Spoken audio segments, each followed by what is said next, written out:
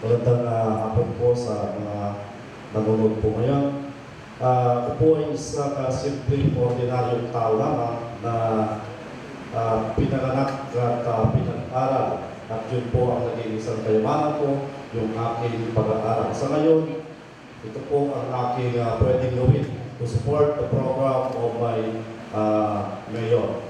Umasa po kayo, nasa 33 taon na iyon yung ibibigay, magiging pantay-pantay at malinis at pantay-pantay na pagtanggap at mga pribileyo at benepisyo na maaari nyo matanggap sa loob ng 3 taon.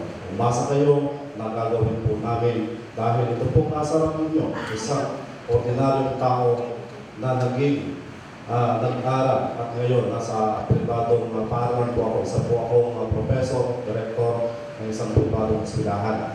At sana po ay itong eleksyon na ito ay maging malinis para sa mga mamamayan ng San Carlos. Yun po. Salamat.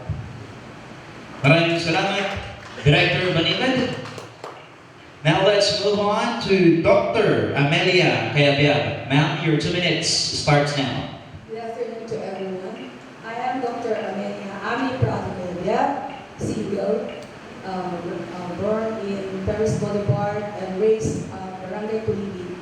From my parents, Mr. Mariano Cayabyab, a jeepney driver, and my mother, Prudencia Prado, a math reader. I was educated in elementary and high school in a barangay school. And I finished midwifery at Vernon Milagrosa Education Institution. And also, I graduated Bachelor of Arts at San Carlos College and my College of Medicine at Vernon Milagrosa Educational Institution. As you know, I am a locally educated, raised and born in San Carlos. Presently, I am working as a faculty and a department chairman in obstetrics and gynecology at VNU and a training officer at VNMC. And in my other works, I give free medical checkups every month or every other month, and I've been to all the barangays in San Carlos for 12 years. It means to say that I am here ready to serve. Coming from a poor family, ibig sabihin, ang isang taong mahirap, nagpakasakit at ginawang maganda ang kanyang buhay, ay may karapatan din na magsilbi sa kapwa na mahirap. My vision for San Carlos is in my name.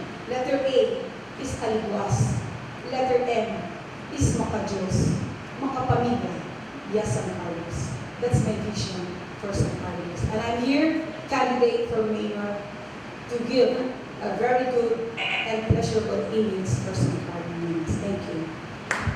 Well, para